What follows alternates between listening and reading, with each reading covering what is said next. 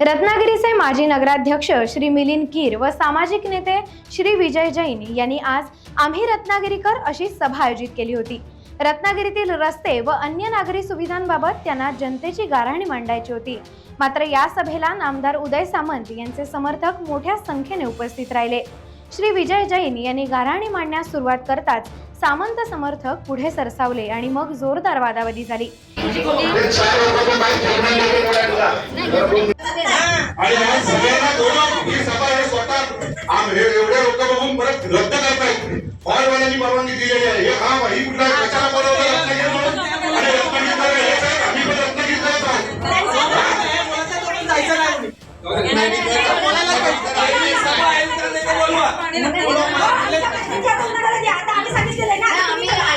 काय काम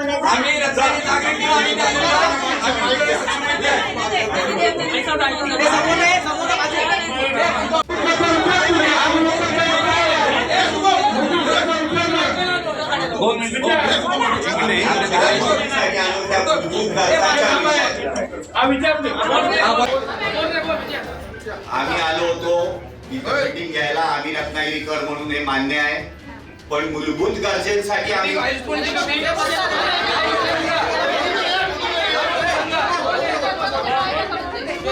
आलो होतो ह्या आमच्या ज्या मूलभूत गरजा ह्या विषयांवर चर्चा मसलत करण्यासाठी।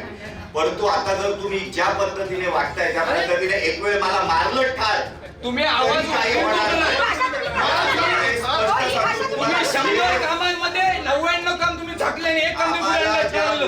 तो पण नैसर्गिक मुळे खड्डा पडलेला आहे ना, कोणती तुम्ही कागदान बोला।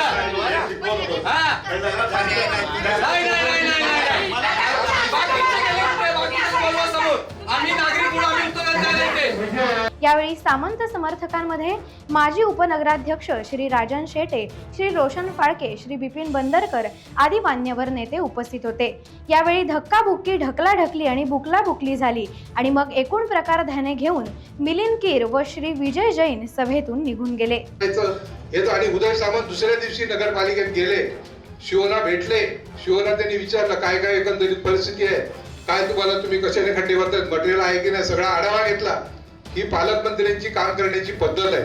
आणि आज माझा एवढंच आव्हान करायचं आहे की अजूनपर्यंत मी पण 40 वर्ष राजकारणात आहे। या 40 वर्षात राजकारणात कुणी काम केलं या रत्नागिरी शहरात? एकही नाव घ्यायचं की या माणसाने, या आमदाराने, या खासदाराने हे काम केलं दाखव। तुझं दररोज फेसबुक आणि हे नेहमी चालतं, तुला जे काय बोलायचं आपण सांगायचं बोलून घे ना। तुम्ही मागणी प्रश्न करते करू नका।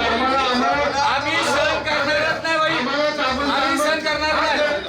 आम्हाला साबण बैलाचे संस्कार नाही, मारामारा करा किंवा आम्हाला कधी काय सांगितलं नाही। तुला जे काय बोलायचं समोर बोलतो असतात, आम्ही बोलायला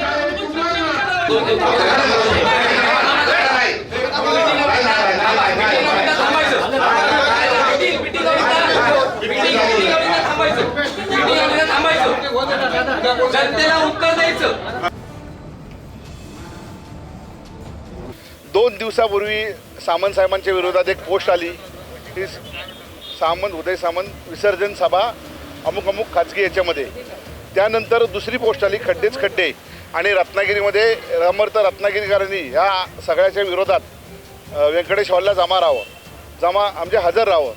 मी रत्नागिरीकर म्हणून एक पोस्ट आली आणि सगळ्यांना आवाहन केलं होतं आणि आवाहन केल्यानंतर आम्ही देखील रत्नागिरीकर म्हणून त्या सभेत उपस्थित राहिलो आणि माननीय नामदार उदय सामंत साहेब यांनी केलेली विकास कामांचा पाढा आखला आणि ते नेमके मोजके 4 जण होते आणि रत्नागिरीकर म्हणून आम्ही जे शेकडांनी लोक सामंत साहेबांनी केलेली विकास कामं घेऊन आम्ही तिथं गेलो। सामंत साहेबांनी केलेली विकास कामं दाखवून दिली आणि रस्त्यावर खड्डे पडलेत, निर्विवाद सत्य आहे आणि ते बुजवण्याचं काम नगरपालिका प्रशासन करतंय।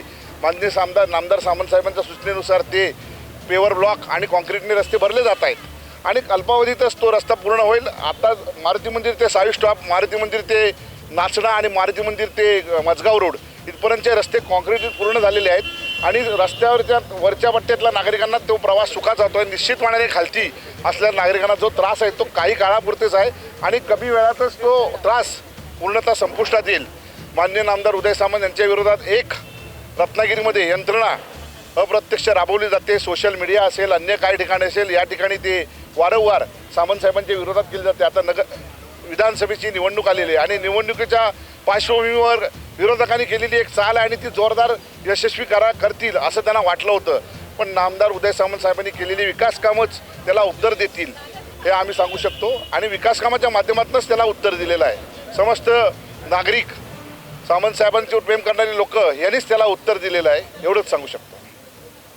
टाइम्स डिजिटलला लाईक करा, सबस्क्राईब करा, शेअर करा आणि बेल आयकॉन दाबायला विसरू नका. Times digital.